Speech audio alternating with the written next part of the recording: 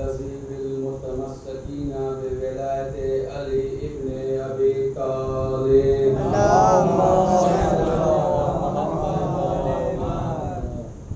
الحمدللہ رب العالمین الصلاة والسلام علی اشرف الانبیاء والمرسلین سیدنا و نبینا شفیع ذنوبنا طبیب نفوسنا مولانا مولا القونین والمغربین والمشرقین جد الحسن والحسین بالقاسم محمد اللهم صل على محمد وآل محمد وعلى أهل بيته الطيبين الطاهرين المعصومين المظلومين ولعنة الله على أعدائهم وقتلتهم وغاصب حقوقهم أجمعين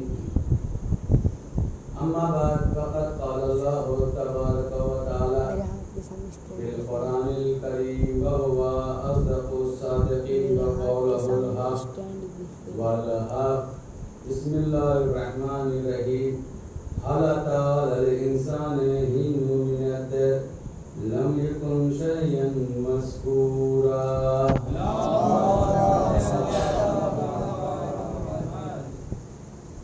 محترم معزز سامعین سربراہ مسلم کربلا 3 بج رہے ہیں یہ تعدادی غیر مناسب ہے میرے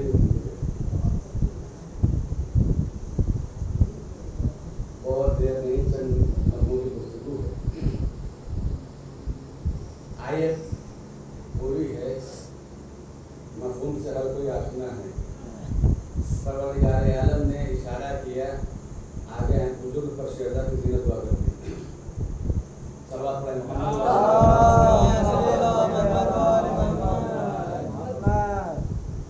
ان هدینا السبیل اما شاکرا و اما کفورا اللہ نے ہدایت کے لیے اس پوری آیت میں سورہ حلقہ جسے سورہ الانسان سورہ قہر کہا گیا صرف اشارہ دیا تو اشارہ بتایا کہ جہاں سنایا جائے جسے دکھایا جائے وہی راستہ حق کا راستہ ہے یہاں تک کہ گفتگو آئی تھی اس رب حقیقہ کا لاکھ لاکھ شکر ہے کہ اس نے ہمیں بے پناہ نعمتوں سے نوازا جس میں سب سے عظیم نعمت جسے فرش عزا کہا جاتا ہے اللہ نے کسی اور کے مقدر میں نہیں رکھے ہمارے مقدر میں رکھے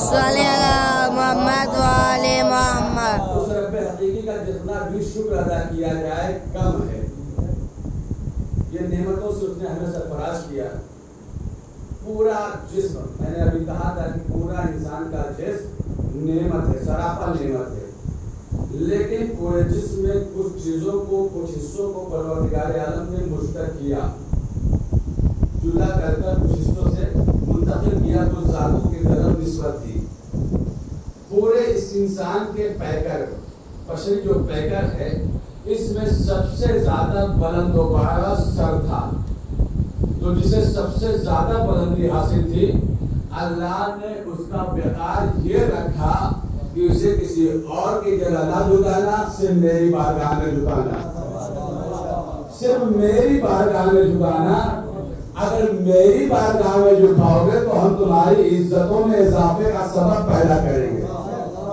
زمانے میں جھکاؤ گے تو ذلیل ہو سکتے ہو عزیزو رب حقیقی نے سب سے بڑا جو انسان کے جسم میں حصہ تھا اسے اپنی طرف نسبت دی اب اس کے بعد جو دوسرا جز ہے جسے شانے کہا گیا اس رب حقیقی نے جو دوسرا جز تھا رب حقیقی نے اسے نسبت دی رب مجازی کی طرح بات توجہ اسے رب حقیقی جو سب سے بڑا جز تھا اپنی طرف جو اس سے پس تھا اسے رب مجازی کی طرح کہا اسے جھکانا کہا جب والدین کے پاس جاؤ تو شانوں کو جھکا کر جانا آقا کر نہ جانا جھکا کر جانا کیوں اس لیے کہ اگر انہوں نے رحمت کی نگاہ سے دیکھ لیا تو تمہاری دنیا بھی کامیاب ہے، آخرت بھی کامیاب ہے، آخرت بھی کامیاب ہے۔ اب اس کے بعد اور نیچے آئیے، آپ صرف اشارہ پہ آئیے، رب حقیقی نے اپنے طرف سب کو نسبت دی، دوسرا درجہ دیا ماں باپ کو، رب مجازی کہا اس کی طرف۔ اس کے بعد آیا حصہ پانچ جو سب سے زیادہ پورے انسان کے جسم میں حرکت کرتا ہے، اسے ہارٹ دل کہا جاتا ہے۔ کہا دیکھو اگر اسے کسی سے مضبوط کرنا ہو، مشتق کرنا ہو تو صرف اہل بیت کی طرف نسبت دینا، اس میں صرف آل محمد کی محبت پیدا کرنا، تو ہم تمہاری عزتوں میں اضافہ کریں گے، اس کا سبب بنے گا۔ یہ پورا انسان کا جسم نعمت ہے، سراپا نعمت ہے، مگر اس پورے جسم میں بھی اللہ نے دائیں حصے کو زیادہ فضیلتیں دی۔ دائیں جو سو بہت توجہ محنت کی ہے، زیادہ فضیلت دائیں حصے کو۔ مثلا سلام انسان دائیں ہاتھ اٹھا کر کرتا ہے، یہ فضیلت ہے۔ دائیں ہاتھ اٹھا کر انسان سلام کرتا ہے، جواب سلام والا بھی دائیں ہی ہاتھ اٹھائے گا۔ کیا اگر کوئی بایاں ہاتھ اٹھا کر سلام کر لے تو گناہ ہے؟ نہیں، گناہ نہیں ہے، مگر گھر کی تہذیب کا اندازہ ہوگا۔ گناہ نہیں ہے، مگر گھر کی تہذیب کا اندازہ ہوگا کہ گھر میں تہذیب کون سی چل رہی ہے۔ یہ دائیں حصہ لکھتا انسان دائیں ہاتھ سے ہی ہے، عام طور پر دائیں ہاتھ سے کھاتا ہے، یہ سب فضیلت ہے۔ اب اللہ ہے عادل، بہت توجہ جہاں تک لانا چاہ رہا تھا، اللہ ہے عادل، اس کے عدل کے یہ خلاف ہے کہ دائنا حصہ روز محشر یہ استحقاق کر بیٹھے کہ مجھے باجوز کے مقابلے زیادہ فضل حاصل تھا۔ اللہ نے باجوز کو دیکھا، کہا مت گھبرا، میں ایک فضیلت تجھے ایسا دیتی ہوں۔ اللہ آواز دے گا کہ ایک فضیلت میں باجوز میں ایسے رکھوں گا کہ روز محشر سب فضیلتوں پر یہ بھاری ہوگا۔ بھائی وہ فضیلت کیا ہے؟ کہا وہ فضیلت تمہیں ایسے نہیں، جب عبادت حج کے لیے آؤ گے اور طواف کعبہ کرو گے تو بائیں جز کو مقام ابراہیم سے رکھ کر شروع کرو گے، وہیں پر آؤ گے تو ختم کرو گے۔ میرے جہاں تک لانا تھا جملہ سماعت فرمائیے گا، بے بائیں حصے کو کیوں؟ دائنا حصہ جب تمام فضیلتوں کا حامل تھا تو طواف کے لیے بھی تو اسی کا انتخاب ہونا چاہیے تھا۔ اللہ نے بائیں حصے کا انتخاب کیوں کیا؟ بہت توجہ، بائیں حصے کا انتخاب کیوں کیا؟ اس لیے کہ انسان کی پورے باڈی میں جو ہاتھ ہوتا ہے وہ بائیں حصے پر ہوتا ہے۔ قدرت نے اشارہ کیا، بھائی مولود حرم کا طواف ہے، جسم سے نہیں دل سے کرو۔ صلوات پڑھے محمد والے محمد۔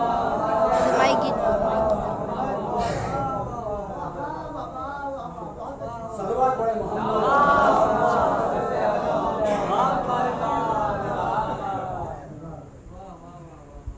مولود کا طواف ہے، اس کا طواف صرف جسم سے نہیں دل کے ساتھ ہو۔ جب دل کے ساتھ ہوگا تو طواف عبادت میں شامل ہے۔ یہ ہے فضیلت۔ میں نے نعمتوں کا تذکرہ کیا۔ بہرحال علی اس عظیم ذات کا نام ہے۔ گفتگو جہاں سے ختم کی تھی وہی بھی پھر آ رہا ہوں۔ نعمت کی بات اس لیے نعمت کے حوالے سے یہ جملہ، علی اس عظیم ذات کا نام ہے۔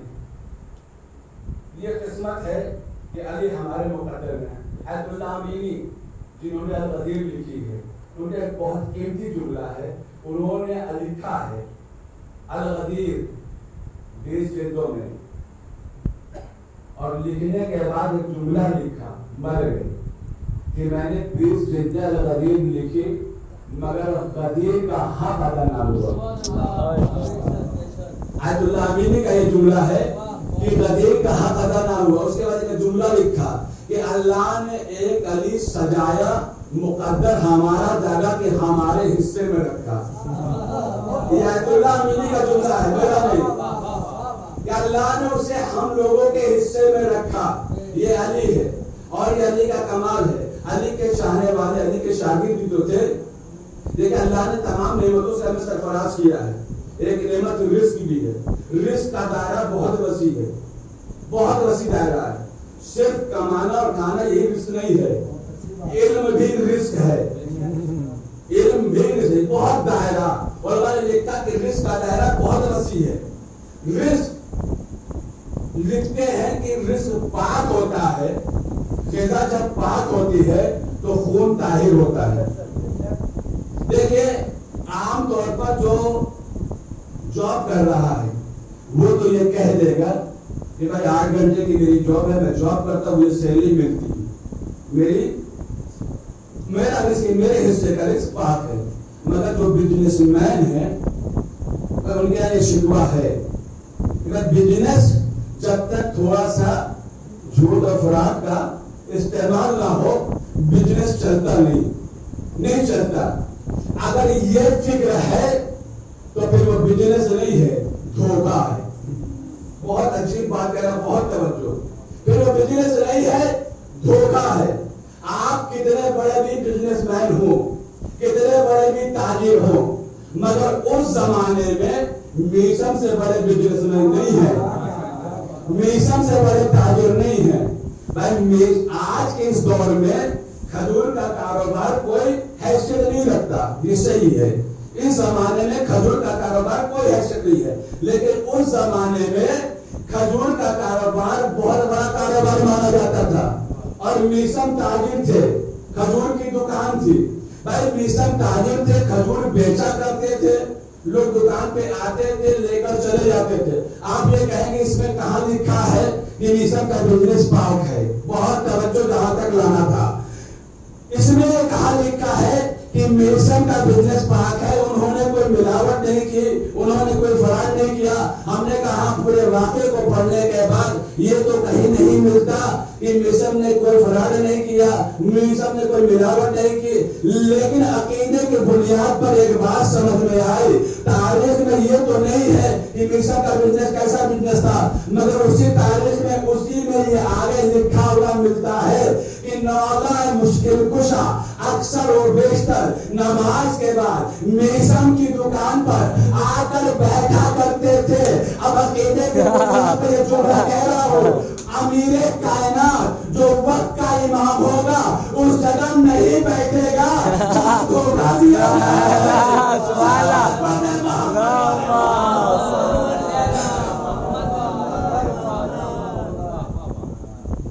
امیر کائنات اس جگہ نہیں بیٹھے گا جہاں دھوکہ ہو, فراڈ ہو, وہاں نہیں چلے گا. تو یہ علی کائنات کی عظیم شخصیت صاحب دم, علی اللہ سے کتنا قریب, اس کا کوئی اندازہ لگا سکتا ہے؟ علی اللہ سے کتنا قریب تھے, کتنا قریب تھے. بہت سی روایتیں آپ کو ملیں گی. صاحب دامت الساقبہ کا میں حوالہ دے رہا ہوں, اس میں یہ روایت ہے اور بھی کتابوں میں آپ دیکھ سکتے ہیں کہ پیغمبر اکرم نے ایک نگینہ دیا مولا مشکل کشا کو اور کہا اس پر جا کر, صاحب دامت الساقبہ کے جملے ہیں, اس پر جا کر محمد بن عبداللہ لکھوا دو, جو نقشکاری ہوتی ہے نگ پر. مولا مشکل کشا نے اس نگ کو لیا, جا کر اس کو دیا جہاں پہ یہ ہو رہا تھا, اور کہا میرے رسول نے یہ فرمایا اس پہ محمد بن عبداللہ لکھو. صاحب دامت الساقبہ لکھتے ہیں وہ نگ دے کر انہیں کہا مولا آپ آئیے گا, نماز کے بعد لے جائیے گا, میں لکھ دوں گا. مولا چلے گئے, نماز کے بعد ڈالا کہ اس نگ کو لے کر رسول کے حوالے کیا جائے, اس لیے کہ امانت جتنی جلدی جتنا امین تک پہنچ جائے وہی امانت ہے. مولا گئے, نگ کو لیا, اس نے دیا, لے کر چلے آیا. رسول مولا نے بھی نہیں دیکھا, لا کر دیا. جب دینے لگے تو نظر پڑی کہ اس پر محمد بن عبداللہ کی جگہ لکھا تھا محمد رسول اللہ. رسول نے دیکھا, لے کر مختلف پہن لی. کچھ ہی لمحے کے بعد پیغمبر کے لبوں پر مسکراہٹ آئی اور مسکرا کر علی سے کہا علی نگ پر دیکھو. نگینے کی طرف اشارہ کیا, دیکھو. اب جو علی نے دیکھا تو کیا لکھا تھا, محمد رسول اللہ کے آگے علی ولی اللہ, علی ولی اللہ. ایک مرتبہ علی نے ہاتھوں کو جوڑا اور کہا یا رسول اللہ یہ میں نے نہیں کندھا کروایا، یہ میں نے نہیں لکھوایا۔ تو ایک مرتبہ پیغمبر نے کہا جو تمہیں پسند تھا وہ تم لکھوا کر لائے، جو اسے پسند تھا اس نے لکھوایا۔ صلوات علی محمد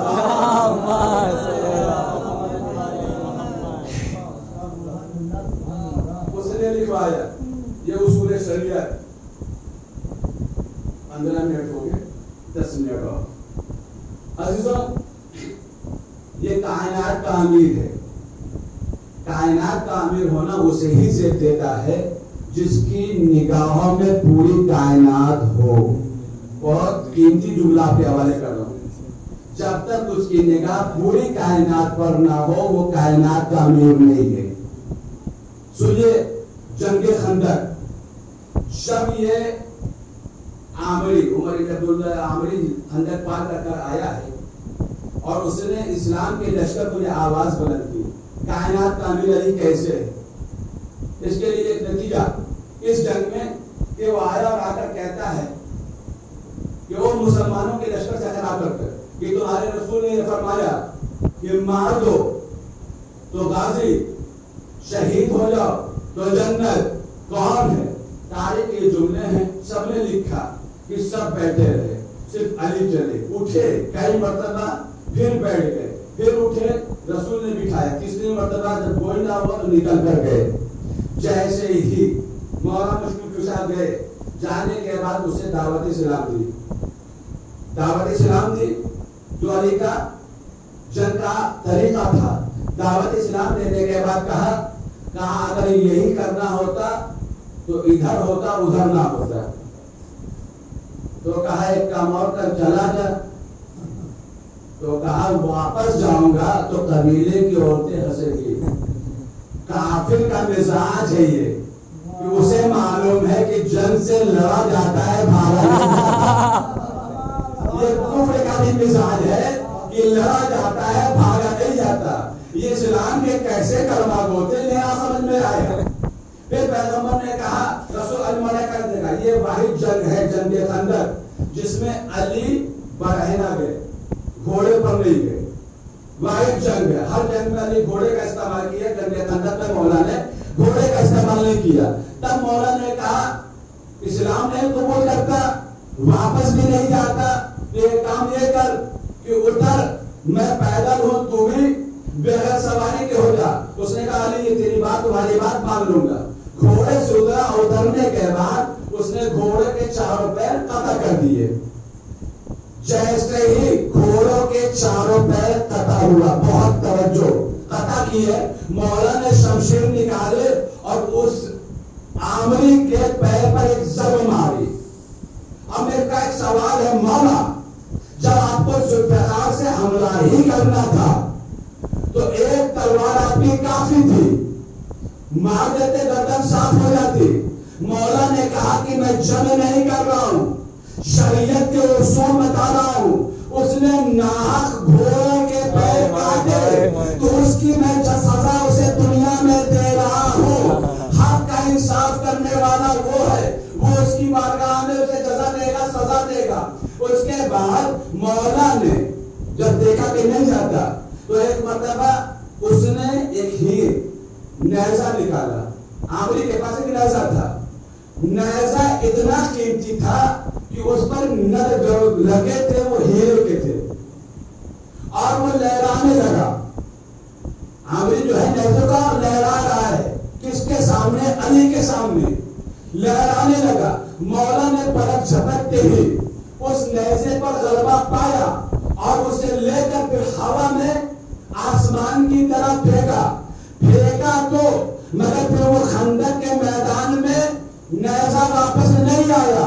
تو ایک مرتبہ عامری کہتا ہے اے علی، جب آپ نے اس نیزے پر قبضہ پا لیا تھا تو اسے اپنے پاس رکھ لیتے، اسے اپنے پاس رکھ لیتے۔ اور اس میں ہیرے چڑھے ہوئے نگ تھے۔ اے عامری کے اتنا سمجھ میں نہ آیا کہ تم نصیریوں کی خدائی ٹکرا دے، وہ کہے گا صلوات پڑھے محمد والے محمد۔ اس کے بعد جب کہتا ہے عمری، پورا نام نہیں دے رہا، کہتا یہ ہے کہ علی آپ نے نیزہ پھینکا تو گیا کہاں؟ گیا کا اس لیے کہ یہاں تو واپس نہیں دکھتا. مولا نے اسے بلایا، پیر پہ زخم تھا مگر کیسے علی کے قریب گیا؟ تاریخ نے یہ لکھا کہ علی کے قریب گیا. عزیزوں کافر ہے، علی نے بلایا، آیا، اس کے سمجھ میں آیا کہ اگر وقت کا ہاتھی پکارے تو جاؤ. زخم کا پیر پر گیا. اس کے بعد جب مولا کے بالکل قریب آیا نا، تو قریب آنے کے بعد علی نے اپنے 2 انگلیوں کا اشارہ کیا. جب تک انگلیوں کا اشارہ کیا تو مولا نے کہا میری 2 انگلیوں کے درمیان دیکھ. مولا کے 2 انگلیوں کے درمیان دیکھتا ہے. کیا دیکھا کہ پوری دنیا پست ہو رہی ہے، ایک سمندر ہے جو بلند ہو رہا ہے. سمندر پر نگاہ کی تو کیا دیکھا کہ ایک مگر ہے، ایک مگرمچھ ہے جس کے منہ میں یہ نیزہ لگا ہے. وہ نیزہ اس کے منہ میں لگا ہے، اس کا منہ بند نہیں ہوتا. کہا علی یہ نیزہ وہاں کیسے پہنچا؟ کہا جب تیری گفتگو ہو رہی تھی تو اسی درمیان اس مگر کے سامنے سے ایک مچھلی گزر رہی تھی. ان قریب تھا کہ وہ اس کا نوالا، اس کی غذا بن جاتی. ایک مرتبہ مچھلی نے یا ایلیا کہہ کر مدد مانگی، یا ایلیا کہہ کر مدد مانگی. میری نگاہوں میں آیا، میں نے نیزہ اچھالا، یہاں آ گیا. اب سمجھ میں آیا علی کائنات کا مولا کیوں ہے. صلوات پڑھنے محمد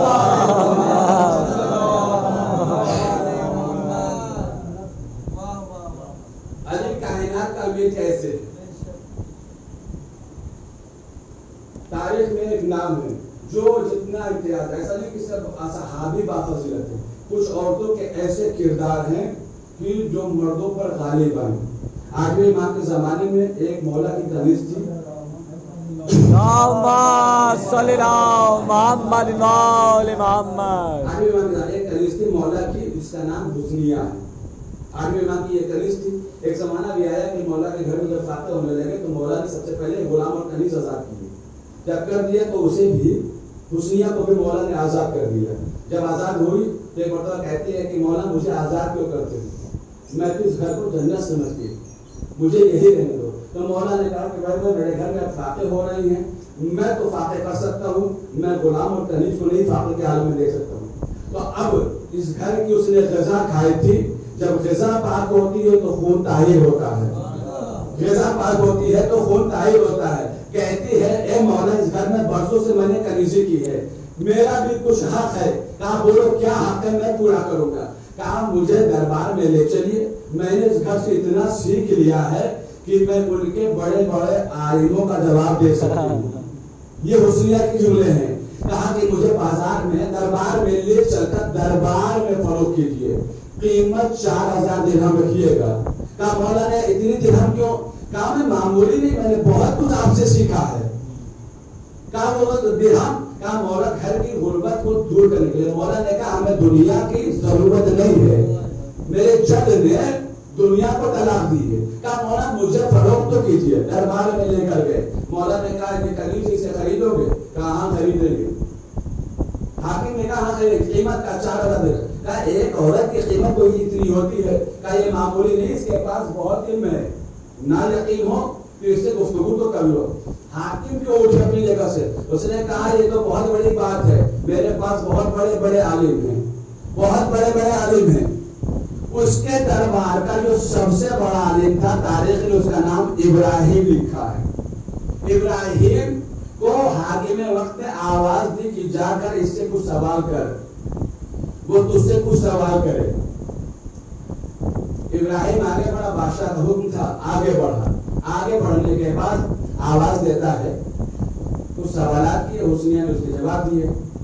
جب بہت سوال وہ کر چکا تو حسنیہ نے کہا کہ میرا بھی ایک سوال ہے، میں نے سنا ہے کہ تو بہت قابل ہے، بہت توجہ لطف آئے گا، میرا ایک سوال اس سے تو جواب دے دے. میں نے سنا تو بہت قابل ہے، بہت عالم ہے. کہا پوچھ. حسنیہ کیا پوچھتی ہے؟ کہا دیکھو میں نے سنا ہے، میرا سوال یہ ہے کہ کیا رسول اللہ کے گھر میں کوئی بغیر اجازت کے جا سکتا ہے. بہت توجہ, یہاں سے لطف آئے گا. رسول اللہ کے گھر میں کوئی بغیر اذن اجازت جا سکتا ہے. تو ابراہیم نے کہا نہیں جا سکتا. کہا یہ بتا, رسول کے گھر میں جب کوئی بغیر اجازت نہیں جا سکتا تو بعد وفات پیغمبر نہیں, اس کے پہلے جملہ اور کہا اگر نہیں جا سکتا, کہا نہیں جا سکتا. ایک سوال اور ہے, کہا پوچھ, کہا یہ بتا رسول اللہ دفن کہاں ہے, قبرستان میں یا گھر میں؟ رسول اللہ دفن کہاں ہے, قبرستان میں یا گھر میں؟ تو اس نے آواز دی, ہم اتنا تو مجھے معلوم ہے رسول اپنے گھر میں اپنے ہی حجرے میں دفن ہے. اتنا مجھے معلوم. ابراہیم جواب دیتا ہے مجھے معلوم ہے رسول اپنے ہی گھر میں اپنے ہی حجرے میں دفن ہے. کہا اتنا مانتے ہو؟ کہا جس رسول نے زندگی میں اجازت نہ دی, مرنے کے بعد یہ اختیار کس نے دے دیا کہ دائیں اور بائیں آ گئے؟ کس نے یہ اختیار دے دیا کہ دائیں اور بائیں آ گئے؟ کس نے اختیار دے دیا؟ تو اب ایک مرتبہ ابراہیم جواب دیتا ہے کہ یہ اختیار ان کو نہیں تھا, مگر تمہیں اتنا نہیں معلوم. ابراہیم کہتا ہے اس نے تمہیں اتنا نہیں معلوم, تم کتنا پڑھی ہو کہ رسول کی 2 زوجہ بھی تھی, یہ ان کی ہی بیٹیاں تھی, ان کی ہی یہ بیٹیاں تھی جو رسول اللہ کے دائیں اور بائیں ہیں. کہا ہمیں بھی معلوم ان کی ہی بیٹیاں تھی. کیا کہنا کیا چاہتے ہو؟ کہا بھائی رسول جب اس دنیا سے گئے تو رسول نے انہیں اپنا ترکہ تو دیا ہوگا, ان کا حق تو دیا ہوگا. انہوں نے اس ترکے کا استعمال کیا, خود نہ سو کر ایک نے اپنے کو دوسرے نے اپنے ابا کو سنا دیا. کہ مجھے ایک بات بتا دے, رسول کو زوجہ کا ترکہ یاد رہا, بیٹی کا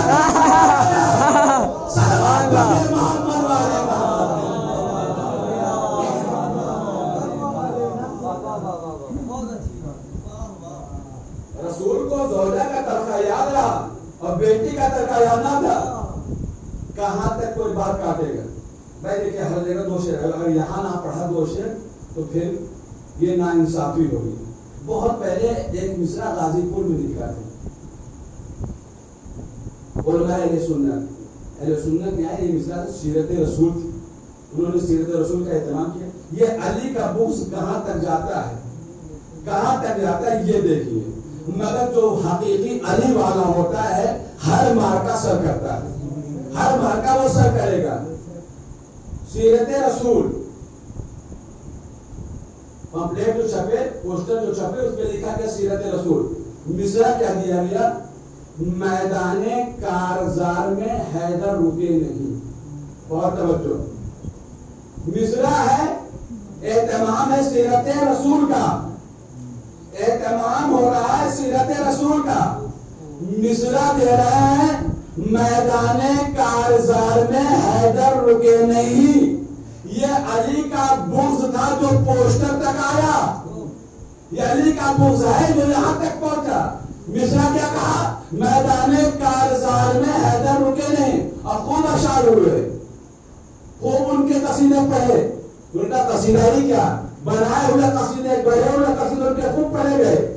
مگر جب یہ مصرع چلتے چلتے علی تک پہنچا, علی والوں تک پہنچا, قیس زنگی پوری تک, قیس زنگی پوری نے مصرع کو دیکھا, کہا یہ تو میرے مولا کی بہت بڑی فضیلت ہے, اس پر مصرع لکھو. بہت اچھی بات کہی قیس زنگی پوری نے, کہا اس سے بڑی میری مولا کی اور کوئی فضیلت نہیں ہو سکتی. مصرع کیا تھا, میدان کارزار میں حیدر رکے نہیں. قیس زنگی پوری نے کہا مصرع لکھ کر شعر مکمل کرو.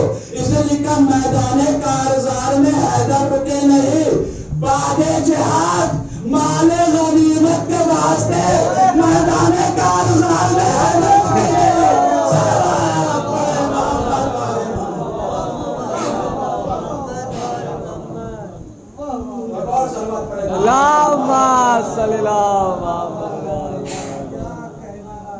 بس گفتگو مکمل. اور علی والا ہر چاہت کا جواب دیتا ہے, اس سے بڑی کوئی فضیلت نہیں. بعد جہاد مال غنیمت کے واسطے میدان کارزار میں حیدر رکے, اس سے اچھا شعر نہیں ہو سکتا. خدا سلامت رکھے غلی کا رحمت کرے خیزنی پوری کو. کیا مصرع کہا. حقیقت میں علی والا حق کہے گا جو بھی بولے گا. بس عزیزو 7 محرم ہے.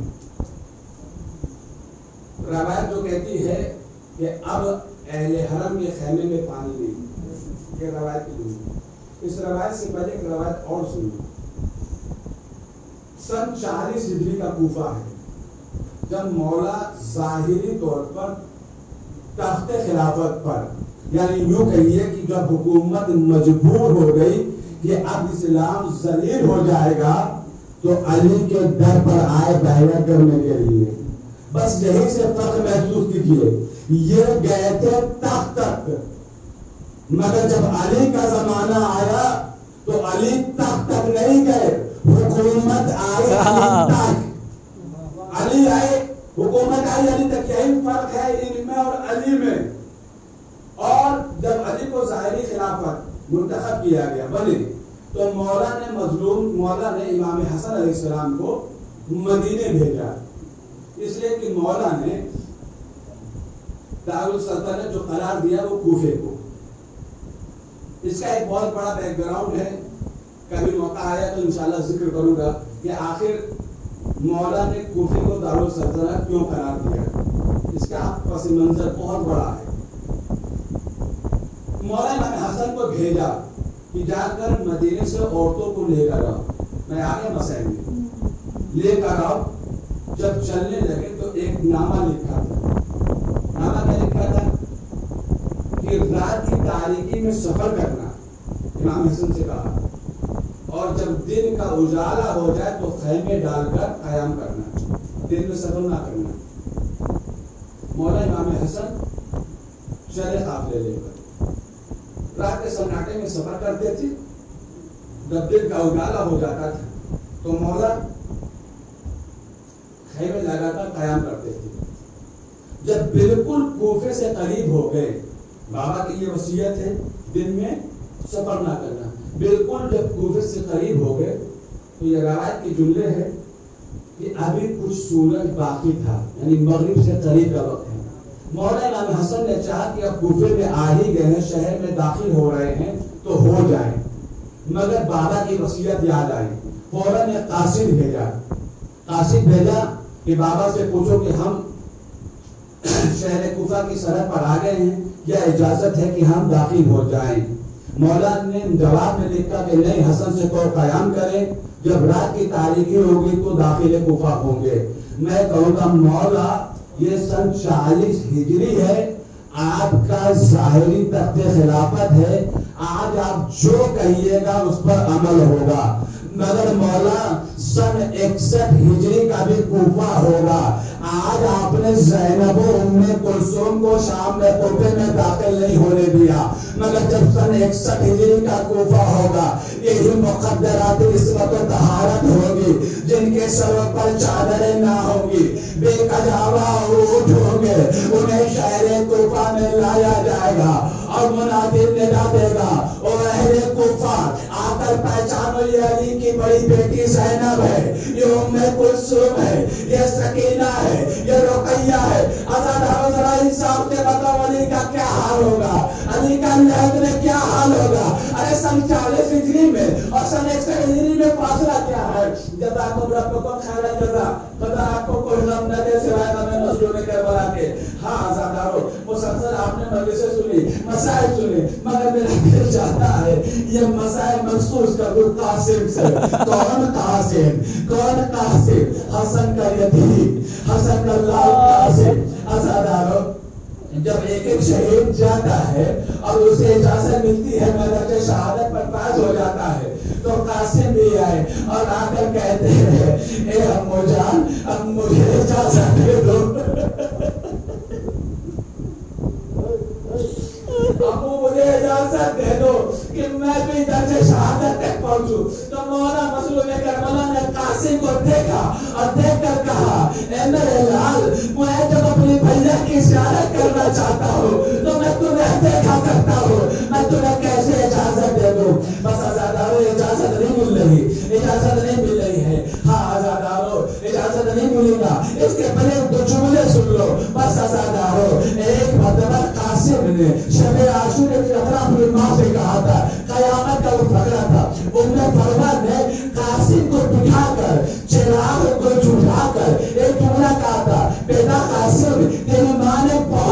रहे हैं। तेरे माँ ने बहुत मुसीबतें देखी है। मैंने तेरे बाबा का जनाजा कब्रिस्तान से वापस आता हुआ देखा है।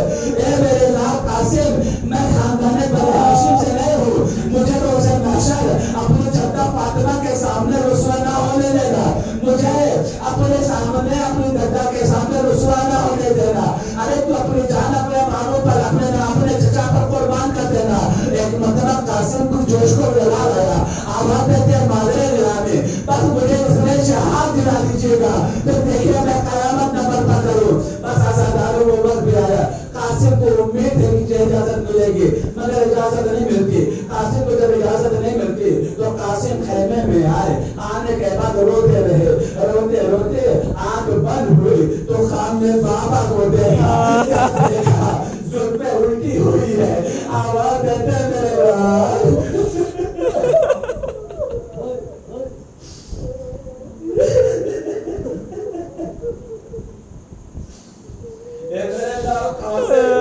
तुम यहाँ खाने में हो, तेरा चचा मेरे अदा में ही रहा है।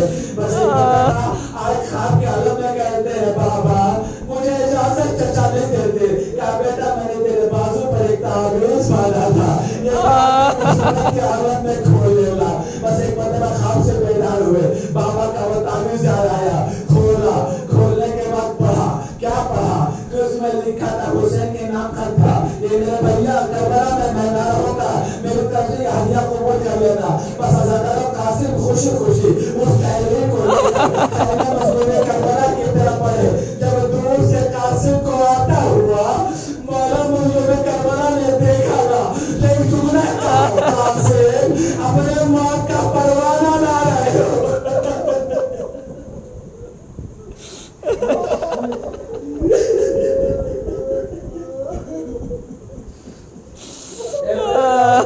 तुम अपने लिए अपना मौत का परवाना ला रहे हो। लाकर वो तहरीर अपने बाबा की पेश की, अपने भाई की तहरीर को हाथों से लगाया, बोसा दिया।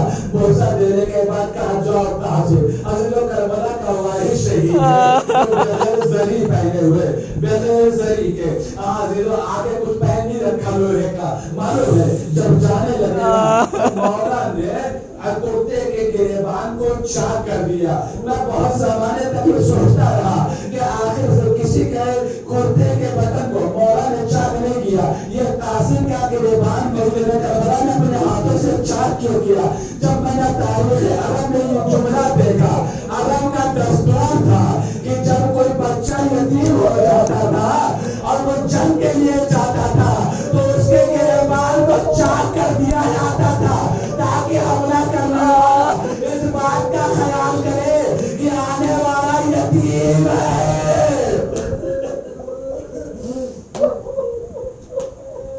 जज़ाकल्लाह।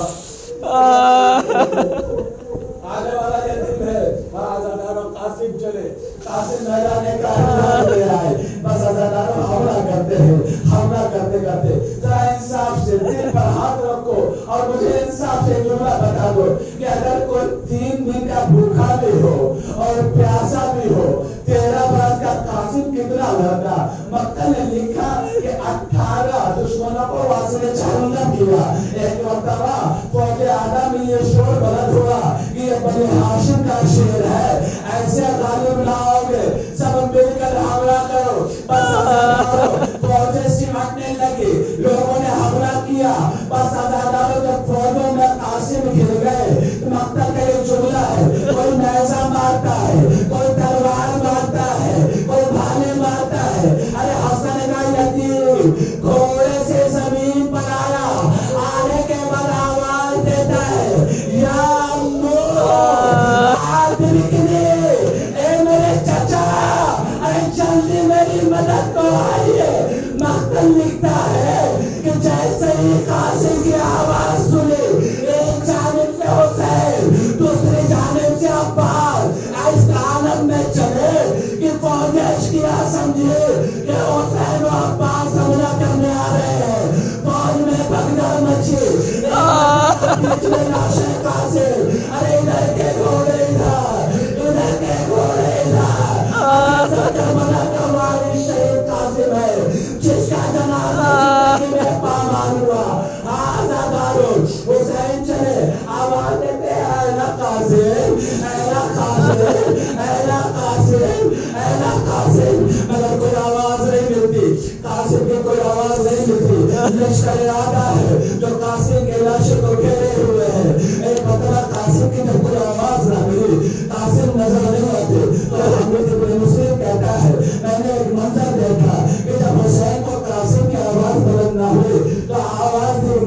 कासिम कासिम कहा हो मगर आवाज नहीं हुई।